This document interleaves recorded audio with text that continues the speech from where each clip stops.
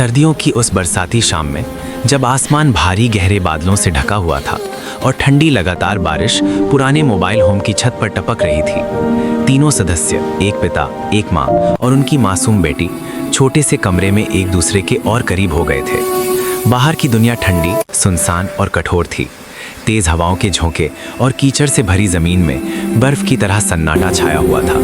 लेकिन उस छोटे से लकड़ी के घर के अंदर हल्की पीली रोशनी, पुराने फर्नीचर की गर्माहट और बारिश से धुंधली खिड़की के बीच एक अलग ही दुनिया बस गई थी, जहां समय धीरे धीरे बह रहा था और हर क्षण का अपना महत्व था। पिता अपने थके हुए कंधों और मंद चेहरे के साथ स्टोव के पास खड़ा था। उसके हाथ थोड़ा थके हुए और ठंड से जकड़े हुए थे, लेकिन उसकी आंखों में एक स्थिरता और धीरज था। वो धीरे धीरे केतली में पानी गर्म कर रहा था और उससे उठती भाप कमरे में फैलकर ठंडी हवा के बीच उम्मीद की एक हल्की सी किरण जैसी बन गई थी।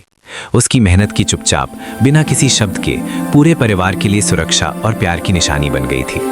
माँ अपनी हल्की ऊनी शॉल को बेटी के चारों ओर कसकर लपेट रही थी।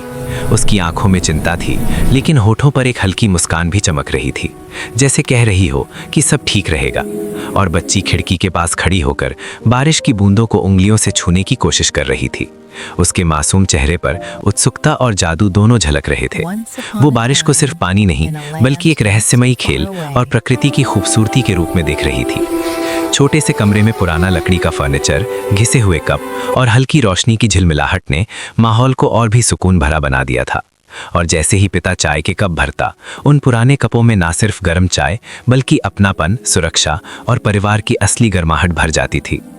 तीनों पास पास बैठे, कपों को दोनों हाथों से थामे हुए, बाहर की तेज बारिश और ठंडी हवा को भूलकर केवल अपने इस छोटे से दुनिया में खो गए थे, जहां खामोशी डरावनी नहीं, बल्कि भरोसे और प्यार से भरी थी। माँ की हल्की मुस्कान, पिता की शांत लेकिन सजीव निगाहें और बच्ची की मासूम जिज्ञासा कमरे को घर की असली परिभाषा दे रही थी। जैसे ही शाम गहरी होती गई, बारिश धीमी पड़ने लगी। खिड़की पर पानी की धारियां और भी नर्म हो गईं। एक पुराना मोटा कंबल सबके ऊपर फैल गया और कंधे आपस में छूने लगे। सांसें धीरे और स्थिर हो गईं और तीनों की आंखों में एक अनकही राहत झलकने लगी। बच्ची नींद में धीरे धीरे डूब गई। उसकी मासूम मुस्कान में दिन भर की सारी चिंता और सर्दी घुल गई।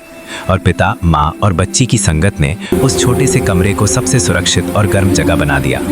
रात का सन्नाटा बाहर था, बारिश अभी भी हल्की हल्की बूंदों में थी, लेकिन अंदर का वातावरण शांत, सुकून भरा और पूर्ण था। छोटी सी रोशनी अभी भी जल रही थी और उसकी मंद झिमक हर कोने में उम्मीद की एक छोटी सी किरण फैल रही थी। परिवार का ये छोटा संसार बता रहा था कि खुशी हमेशा बड़े घरों में नहीं होती। कभी कभी ये छोटे से मोबाइल होम में, बारिश की ठंडी बूंदों के बीच, चाय की भाप, हल्की रोशनी और एक दूसरे के करीब बैठने के एहसास में बसती है। पिता अपनी आंखों में एक स्थिरता लिए बैठा रहा। उसकी हर छोटी हरकत, स्टोव जलाना, केतली उठाना, चाय डालना, एक प्रेमपूर्ण क्रिया की तरह थी, जिसमें शब्दों की जरूरत नहीं थी।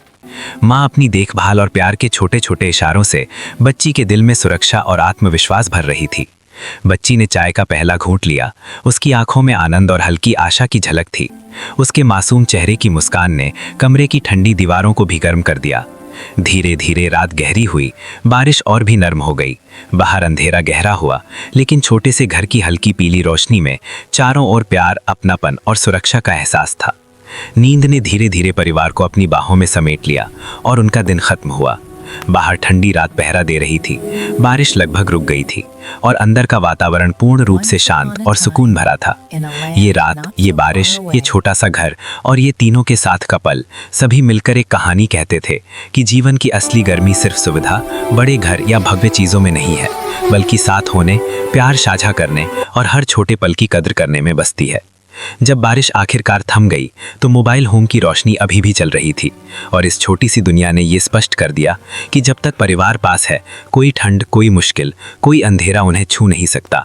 उनके बीच की मासूम मुस्कान, छोटे से हाथ, हल्की रोशनी, पुरानी दीवारें, धुंधली खिड़कियां, गर्म चाय और कंबल की गर्माहट और बारिश की मंद आवाज़, सभी मिलकर एक ऐसा एहसास दे रहे थे जो ना केवल घर, बल्कि पूरा संसार महसूस करवा रहा था। और यही वो जादू था जो बारिश, सर्दी और छोटे से मोबाइल होम को जीवन और प्रेम की सबसे बड़ी सीख बना रहा था।